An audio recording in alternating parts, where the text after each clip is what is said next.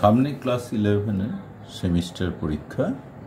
ফিজিক্সের এই সেমিস্টার পরীক্ষা হবে মাল্টিপল চয়েস টাইপ কোশ্চেনে, সেদিকে লক্ষ্য রেখে আমরা রিজিড ডাইনামিক্স চ্যাপ্টারের কিছু প্রশ্ন নিয়ে আলোচনা করছি। সব প্রশ্নগুলোই ম্যাথামেটিক্যাল।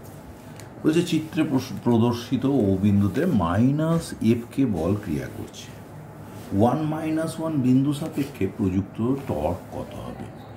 দেখো, তাহলে আমরা প্রথমে দেখি ও বিন্দুতে যে ভেক্টরটা রয়েছে, ও বিন্দুতেই ফোর্সটা কাজ করছে। কিন্তু তাহলে এই যে কত বিন্দু বলেছে 1 - 1, তাহলে এই বিন্দুর সাপেক্ষে ও বিন্দুর পজিশন ভেক্টর বের করতে হয়।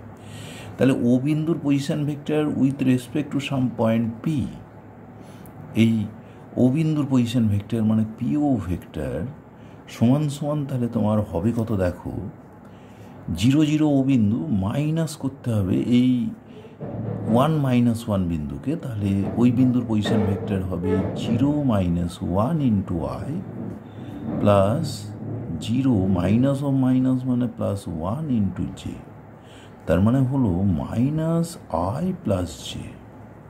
এবার তোমাকে বলেছে যে 1 - 1 বিন্দু সাপেক্ষে প্রযুক্ত টর্ক, তাহলে ও বিন্দুর পজিশন ভেক্টর বেরোলো। এবার টর্ক সমান এই ভেক্টরটা যদি আর বলি তাহলে আর ক্রস এফ। এবার দেখো এফ ভেক্টরটা বলে দিয়েছে -F-কে, তাহলে -i প্লাস জে ক্রস -F-কে। দেখো প্রথমত মাইনাসে মাইনাসে প্লাস এফ, আই ক্রস কে মানেই হলো দেখো -J, কে ক্রস আই হলে যে হতো, আই ক্রস কে হওয়ার জন্য -J। এবারে -F জে ক্রস কে মানে আই, তোমরা জানো এখানে আই জে কে যদি আমরা ভেক্টর নিই তাহলে দিকটা কি করে পাই, এখানে প্রথমটা করেছি কি আই ক্রস কে, তাহলে দেখো আই ক্রস কে মানে অ্যারোর বিপরীতে, তাহলে হবে -J। দ্বিতীয়টা কি হলো জে ক্রস কে সমান আই, তাহলে দেখো -Fটা যদি আমরা কমন নিই পড়ে থাকে আই প্লাস জে, তার মানে ডি এরটা হলো কারেক্ট আনসার। 1-এর ডি হলো গিয়ে আমাদের কারেক্ট উত্তর। এবার 2 নম্বর প্রশ্নে চলে যায়। 2 নম্বর প্রশ্নে কি বলছে, এম ভরের ও এল দৈর্ঘ্যের দণ্ড PQ, এই PQ দণ্ড পি বিন্দুতে কোনো আলম্বের সঙ্গে যুক্ত। এখানে একটা পিভট বা আলম্ব আছে। চিত্র অনুযায়ী দণ্ডটিকে অনুভূমিক রাখার জন্য কিউ বিন্দুতে একটি ভরহীন সুতো আটকানো আছে বা তার আটকানো আছে। তারটি কেটে গেলে তারটির কৌণিক ত্বরণ কেটে গেলে দণ্ডটির কৌণিক ত্বরণ কত হবে। তারটি যদি কেটে যায় তাহলে দণ্ডের কৌণিক ত্বরণ। দেখো প্রথম কথা হলো কৌণিক ত্বরণের জন্য তাহলে কে দায়ী হবে, শুধু দণ্ডের ওজনের জন্যই ওখানে টর্ক কাজ করবে। এখন তোমরা ঘূর্ণন গতির জন্য গতির সমীকরণ জানো, টাউ সমান আই ইন্টু আলফা। এই আলফা বা কৌণিক ত্বরণ তোমাকে বের করতে হবে। আই হলো জড়তা ভ্রামক, দণ্ডটা পি বিন্দুগামী অক্ষ সাপেক্ষে ঘুরবে। আর টাউ কতটা হবে, এমজি হলো ওজন, আর এটা ভার কেন্দ্র থেকে কাজ করবে সুষম দণ্ড, তাহলে পি বিন্দু থেকে ভার কেন্দ্রের দূরত্ব L/2, তাহলে ওজন বলের ভ্রামক হলো mg ইন্টু L/2 সমান আই। এক প্রান্তগামী অক্ষ সাপেক্ষে জড়তা ভ্রামক হয় একটি দণ্ডের 1/3 ml² ইন্টু আলফা, তাহলে আলফা বেরিয়ে আসবে। দেখো এম কেটে গেল, একটা এল কেটে গেল, অতএব আলফা সমান হলো তোমার 3g/2 এল, একটা এল কেটে 3g/2 এল, তাহলে আলফার মান 3g/2 এল, অর্থাৎ সি কারেক্ট আনসার। তাহলে 2-এর কারেক্ট আনসার সি।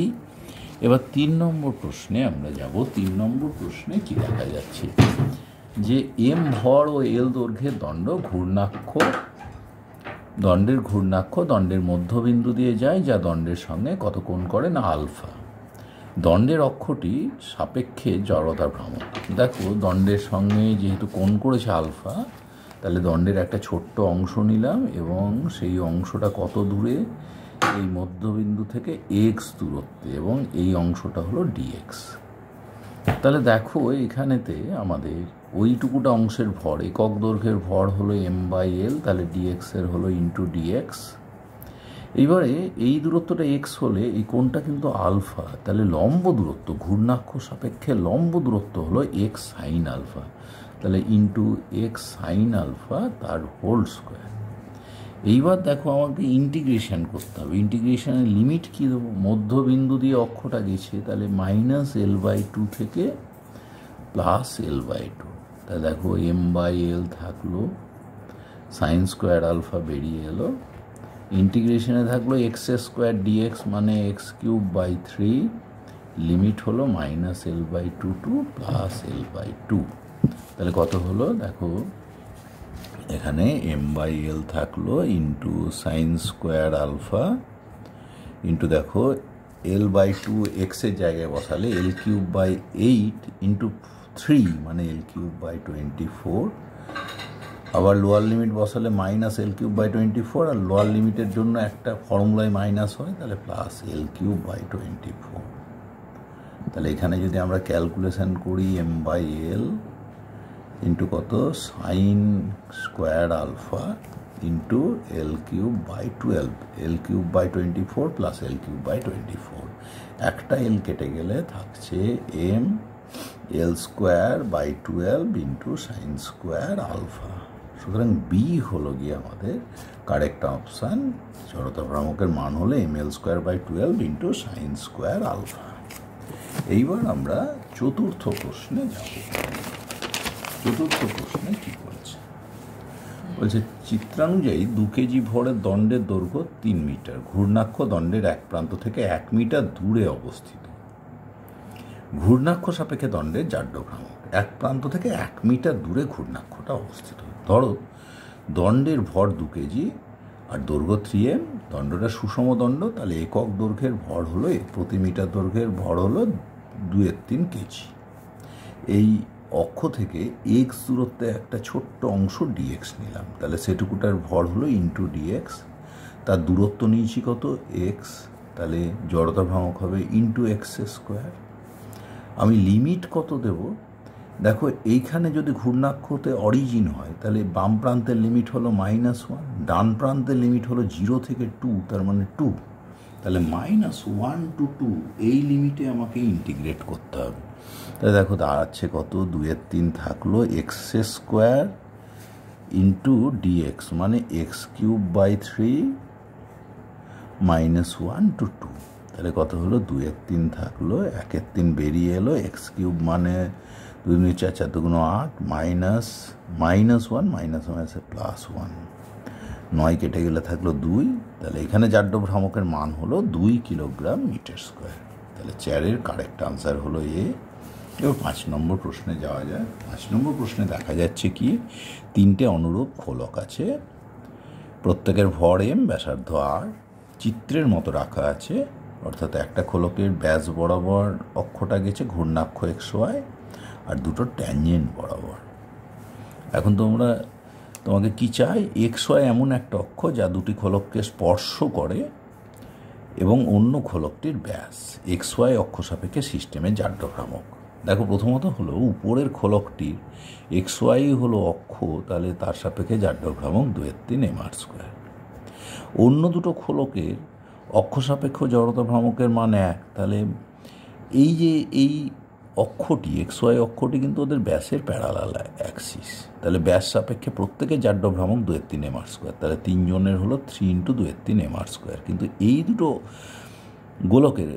খোলকের ক্ষেত্রে, নিচের খোলক দুটির ক্ষেত্রে তাদের ঘূর্ণাক্ষ থেকে দূরত্ব r, সুতরাং প্যারালাল অ্যাক্সিস ট্রান্সফরমেশন নিতে হবে, অর্থাৎ সমান্তরাল অক্ষের উপপাদ্য কাজে লাগালে এর সঙ্গে কত যোগ হবে, mr², তাহলে দুটোর জন্য যোগ হবে প্লাস আরেকটা mr², তাহলে মোট কত হলো, 3 কেটে গেল, 2mr² প্লাস সমান্তরাল অক্ষের উপপাদ্য প্রয়োগ করে দুটো mr² পেলাম, মোট হলো 4m × r²।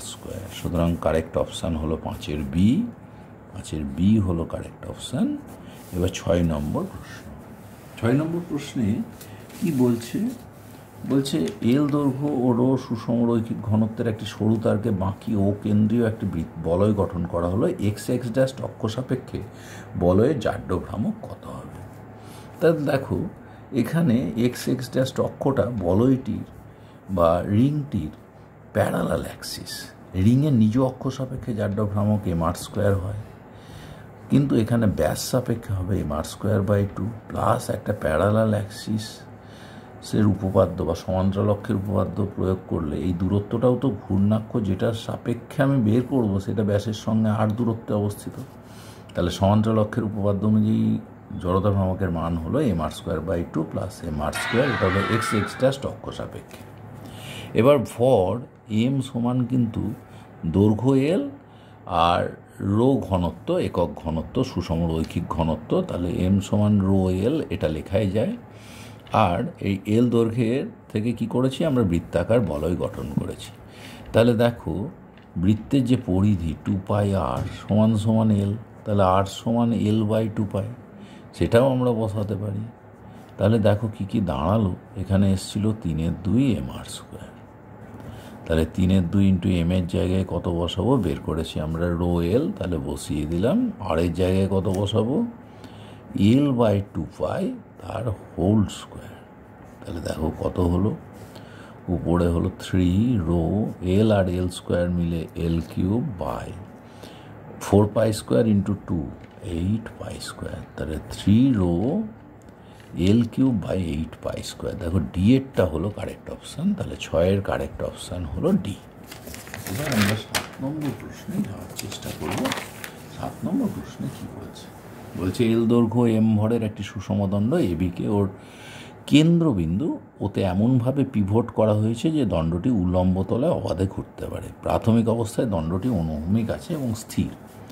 সমভরে ক্যাপিটাল এম ভরের একটি পোকা এস, ক্যাপিটাল এম ভরের পোকা এস ভি দ্রুতি নিয়ে ও বি বিন্দুর মধ্যবর্তী সি বিন্দুতে এসে পড়ল। প্রাথমিক কৌণিক বেগ ওমেগাকে ভি ও এল এর সাহায্যে প্রকাশ করতে বলেছে। দেখো দণ্ডটা স্থির ছিল, তাহলে পোকাটা এসে পড়েছে, তার জন্য যে কৌণিক ভরবেগ প্রাপ্ত হয়েছে। এখন পুরো সিস্টেমটা একযোগে যদি ঘোরে, পুরো সিস্টেমের কৌণিক ভরবেগ ওই পোকাটি যে কৌণিক ভরবেগ ওখানে দিয়েছে তার সঙ্গে সমান হওয়া উচিত।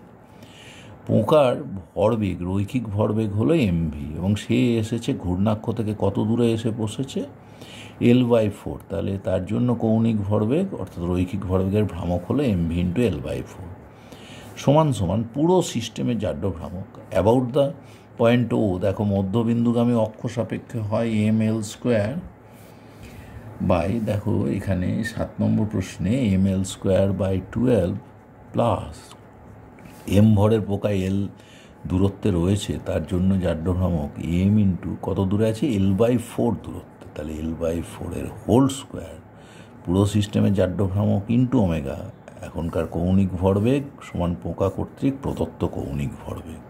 তা দেখো এটা কত হচ্ছে, ml²/12 plus ml²/16 into omega. এবার দেখো 4×12 = 48, উপরে হলো 4 আর 3 7, 7 ml² ইন্টু ওমেগা/48 সমান mv ইন্টু l/4। তোমাকে ওমেগা বের করতে হবে। দেখো কিন্তু কেটে গেল, কেটে গেল 4×12 = 48। তাহলে ওমেগা সমান দেখো একটা এলও কেটে দেওয়া যাবে, তাহলে 12v/7l। তাহলে 12v/7l, 12v/7l। দেখো এটা আছে কিন্তু আমাদের ডি অপশানে, তাহলে 7-এ ডি হলো কারেক্ট আনসার। এইবার আমরা 8 নম্বর প্রশ্নে যাব। বলছে কি বলছে, 3টি অবিকল একরকম বর্গাকৃতি পাত, 3টে পাত এবিসি ছবিতে দেখানো হয়েছে, এমনভাবে ঘুরছে অক্ষ বরাবর যে তাদের প্রত্যেকের গতিশক্তি সমান। প্রতিটি ক্ষেত্রে ঘূর্ণন অক্ষ পাতের কেন্দ্র দিয়ে যাচ্ছে, সেক্ষেত্রে ঘূর্ণন গতিবেগের অনুপাত ω1, ω2, ω3 কত। দেখো প্রত্যেকের গতিশক্তি সমান। প্রথমটা হলো এটা একটা অ্যাক্সিস অফ সিমেট্রি, বর্গক্ষেত্রের দৈর্ঘ্যের লম্ব সমদ্বিখণ্ডক মানে অ্যাক্সিস অফ সিমেট্রি, এবং তার সাপেক্ষে জড়তা ভ্রামকের মান হয় ma²/6। তাহলে এর ঘূর্ণনজনিত গতিশক্তি কত, 1/2 ইন্টু ma²/6, একটু ভুল হলে ma²/12 হবে, এটা ভার কেন্দ্রগামী হলে ma²/6 হয়, ইন্টু 1/2i ω1² সমান কত হবে 1/2। দ্বিতীয়টার কত হবে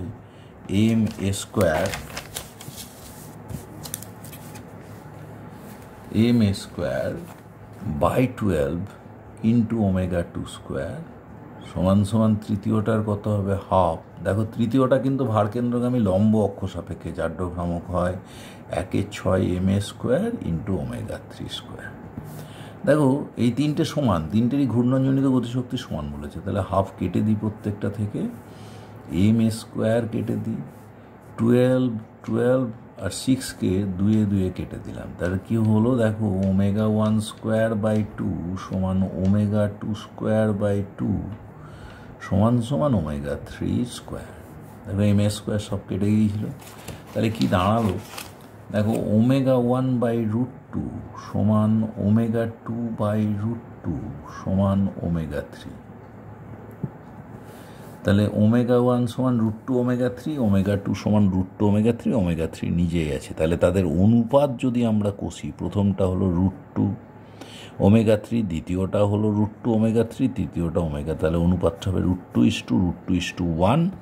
সুতরাং বি হলো কারেক্ট আনসার। এখানে আরেকটা রাস্তা করা যেত, যে দেখো এই এ আর বি চিত্রে ঘুরছে অ্যাক্সিস অফ সিমেট্রি সাপেক্ষে, আর তৃতীয়টায় লম্ব অক্ষ সাপেক্ষে। সুতরাং এ আর বি এর ক্ষেত্রে জাড্য ভ্রামক সমান, গতিশক্তি সমান, কৌণিক বেগের অনুপাত 1:1 হবে, সি কিন্তু আলাদা হবে, এবং এটা একমাত্র এ আর বিতে কৌণিক বেগ একই আছে অথচ সিতে আলাদা বি অপশানে। সুতরাং এটা দেখে দেখেও এইভাবে তুমি উত্তর করে দিতে পারবে। এইবার আমরা 9 নম্বর প্রশ্নে যাচ্ছি। 9 নম্বর প্রশ্নে কি বলছে, এল দৈর্ঘ্যের ও এম ভরের একটি দণ্ড ও বিন্দু থেকে ঘর্ষণহীন অবস্থায় ঝোলানো আছে। এই যে ও বিন্দু থেকে ঘর্ষণহীন অবস্থায় ঝোলানো আছে। স্মল এম ভর ও ভি বেগের একটি বুলেট অনুভূমিকভাবে এসে দণ্ডের সঙ্গে সংঘর্ষ ঘটায়।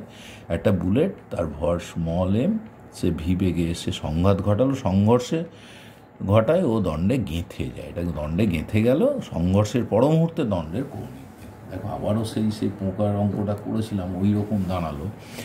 বুলেটটির তাহলে কতটা কৌণিক ভরবেগ দেখবে, তার ভরবেগ রৈখিক ভরবেগ এমভি, সে এল দূরত্বে, ঘূর্ণাক্ষ থেকে এল দূরত্বে এঁটেছে, তাহলে তার জন্য প্রদত্ত কৌণিক ভরবেগ হলো এমভি। সমান সমান এখন পুরো সিস্টেমের দেখো জাড্য ভ্রামক কত, দণ্ডটা এক প্রান্তগামী অক্ষ সাপেক্ষে ঘুরছে, তাহলে তার হলো ml স্কোয়ার বাই 3, প্লাস এই স্মল এম বিন্দু ভরটা এক প্রান্তে আটকেছে, তাহলে বিন্দু ভরের জন্য ml স্কোয়ার, ঘূর্ণাক্ষ থেকে তার দূরত্ব কিন্তু এল, ইন্টু তার কৌণিক বেগ ওমেগা হওয়া উচিত। দেখো একটা এল কিন্তু আমরা কেটে দিতে পারি, তাহলে কি দাঁড়ালো, লসাগু হয়ে 3 হবে, তাহলে এখানে 3 mv থাকলো, নিচে থাকলো M plus 3 into small M, একটা এল নিচে থাকবে, সমান সমান ওমেগা। তাহলে ওমেগা সমান 3 mv by 3 into small M plus capital M into L. দেখো এখানে সি অপশানটি কিন্তু কারেক্ট, তাহলে 9-এর সি হলো কারেক্ট অপশান। এবার আমরা 10 নম্বর প্রশ্নে যাব।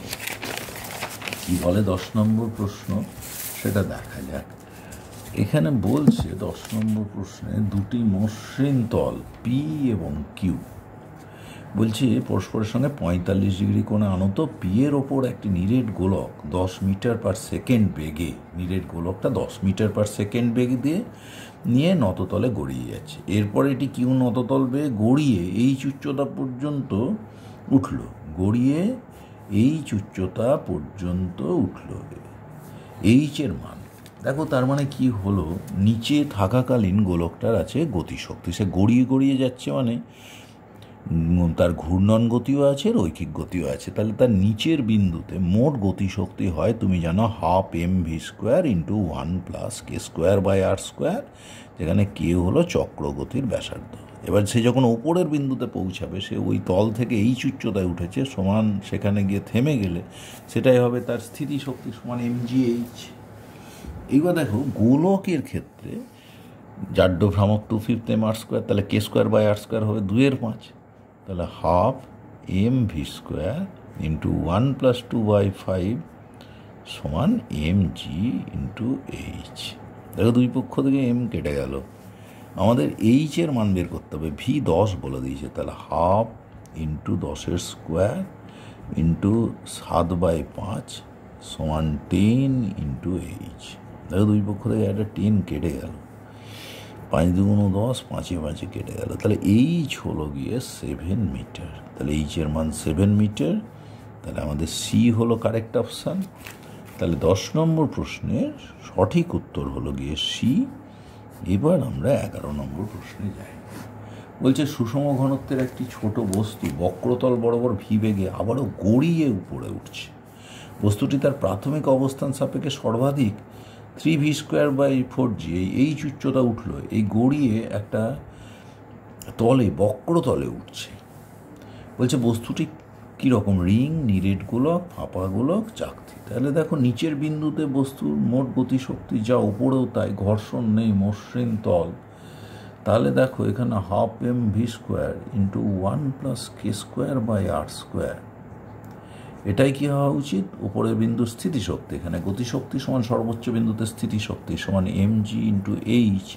এইচটাই বলে দিয়েছে 3v²/4g, তাহলে 3v²/4g। দেখো জি কেটে গেল, দুই পক্ষ থেকে আমরা v² কেটে দিতে পারি, কেটে দিতে পারি। তাহলে কি দাঁড়ালো? 12 × 1 + k²/r² = 3/4। তাহলে 2 কেটে গেলে হয়ে যায় কত? 3/2। তাহলে k²/r² = কত হবে? 3/2 থেকে 1 বিয়োগ মানে 1/2। তাহলে k² = r²/2। তোমরা জানো এই বস্তুটার আকৃতি চাইছে, তাহলে ডিস্কের ক্ষেত্রে, চাকতির ক্ষেত্রে জড়তা ভ্রামক হয় 12 mr² = I। তাহলে চক্রগতির ব্যাসার্ধ সমান mk², তাহলে k² = r²/2 ডিস্কের জন্য। তাহলে বস্তুটা হলো একটা ডিস্ক বা চাকতি। তাহলে 11-র কারেক্ট আনসার হলো ডি।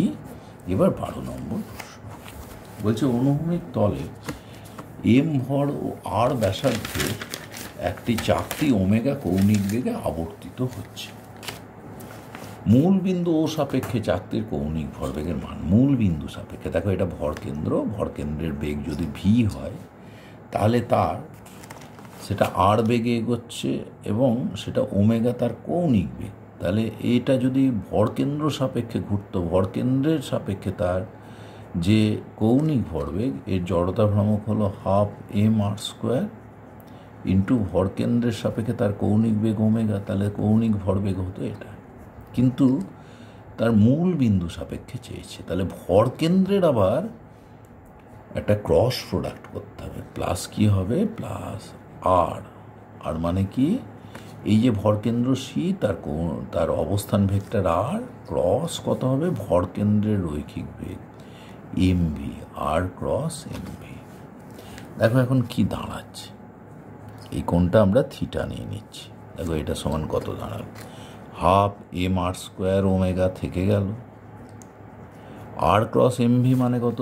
এমভি আর ইন্টু সাইন থিটা, এমভি আর ইন্টু সাইন থিটা। কিন্তু দেখো এটা স্মল আর, সাইন থিটা মানেই তো এই ব্যাসার্ধ, চাকতির ব্যাসার্ধ ক্যাপিটাল আর বাই স্মল আর সমান তো সাইন থিটা। তাহলে স্মল আর সাইন থিটার জায়গায় ক্যাপিটাল আর বসিয়ে দিতে পারি। তাহলে এটা কত হলো? দেখো 12 mr² ওমেগা প্লাস আর সাইন থিটার জায়গায় ক্যাপিটাল আর মানে এমভি ইন্টু আর।